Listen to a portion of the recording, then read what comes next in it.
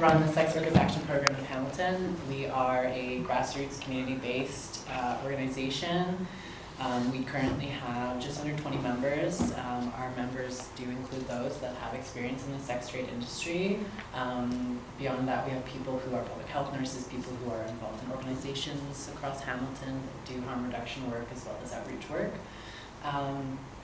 So I'm going to be talking about the three main sort of like the purview that we have with SWAP. So advocacy, education, and outreach. So advocacy refers to specifically the efforts we've taken over the last election cycle.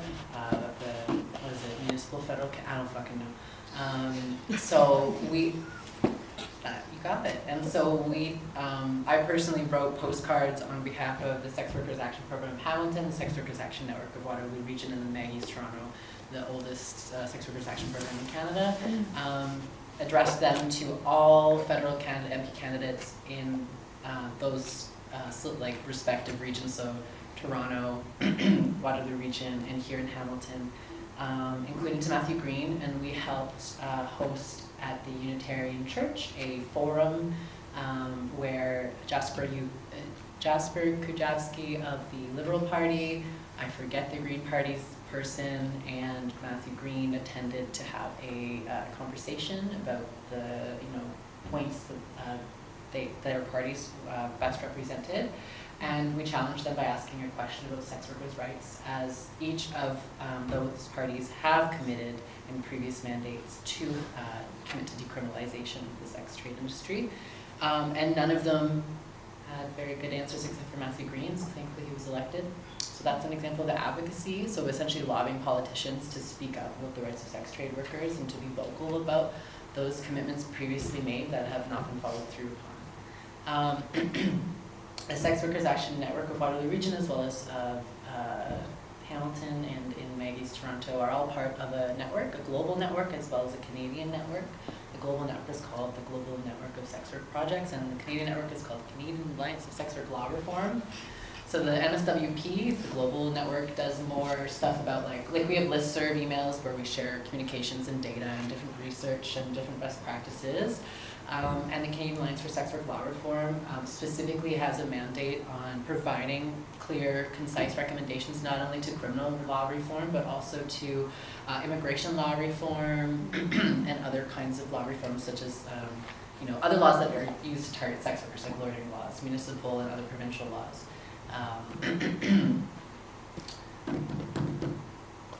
We also do a lot of social media posts. I curate a lot of those, so like curating articles that are about sex workers rights, about those struggles, usually written in narrative format, such that we can raise the dialogue about these topics in our community while also having a presence and having people know that we are here, and whether you like it or not, and whether you agree or not, we are your neighbors and we belong here.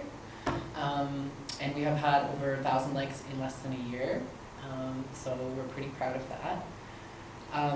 Related to advocacy work, part of the speaking that I personally do through the Women's Health and AIDS Initiative is speaking about the medication called pre-exposure prophylaxis, also known as PrEP, P-R-E-P. That is medication that helps prevent one from contracting HIV. And so I do work speaking about how there are barriers to accessing this medication, specifically for transgender, sex working, incarcerated, and African, Caribbean, and Black female populations, and how, and in like speaking engagements, explain to service providers how we can help eliminate those barriers and help increase the uptake of PrEP, such that we can help collectively through public health initiatives and through community organizing, all tackle HIV together, as well as the stigma and discrimination that comes with that. The education that we do, we provide trainings to local organizations and businesses that are looking to affirm the dignity and rights of sex workers and want to learn more about those topics.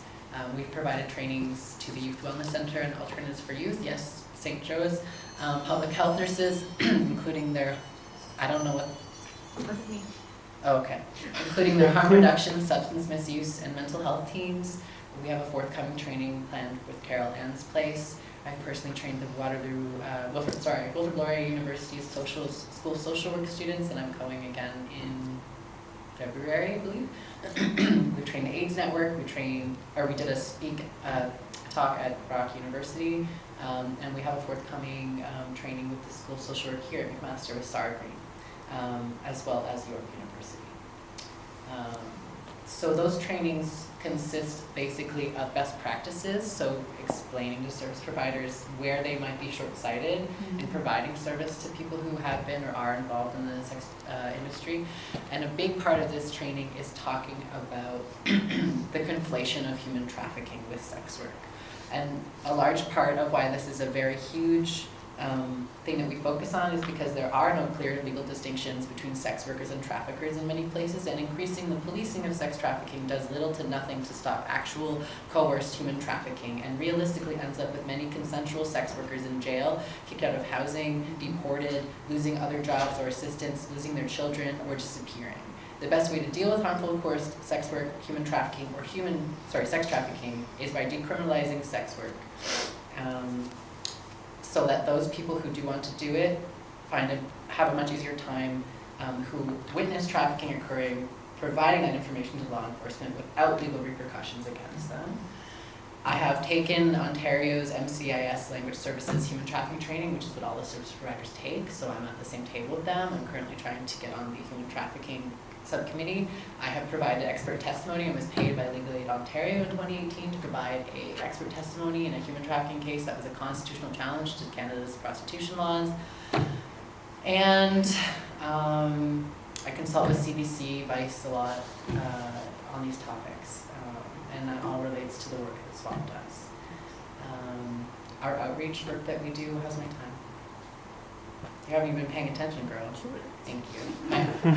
The outreach, you're so enthralled. So outreach that we do relates to that. We create these out. I'm repeating myself a lot.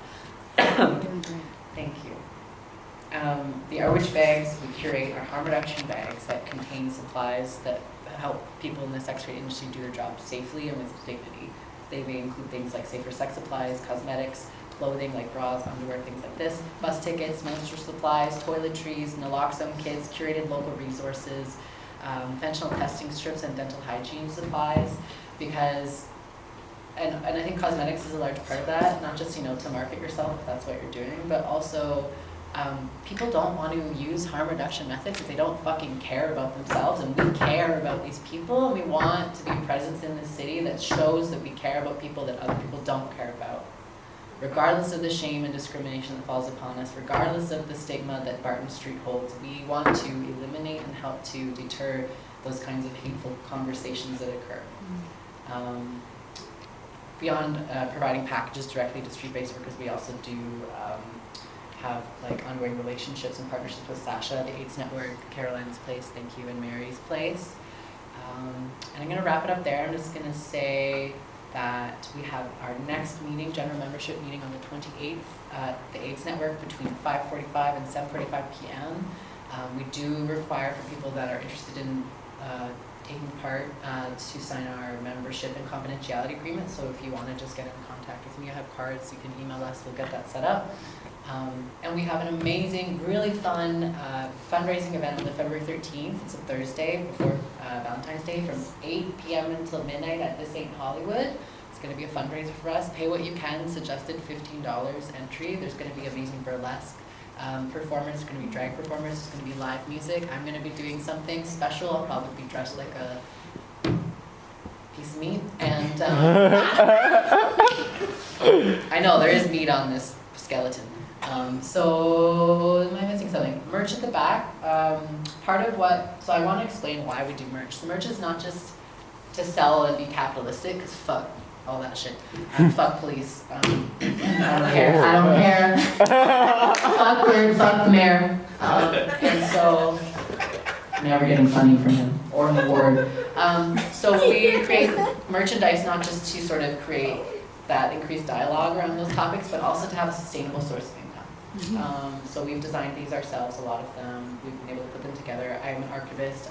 I know I'm over, I'll be done in a second. I have a collection of over 48 zines, sex work zines from around the world, and we'll be probably having an exhibit curated at the center 3, is that what it's called? Center Yeah. 3, all about sex work scenes. So Nice. stay tuned for that. Center 3 is awesome. Yeah. So we have buttons, posters, stickers, and zines in the back. Pay what you can, $5 to $10 for all of it except buttons, which are just about $2. Thank you so much.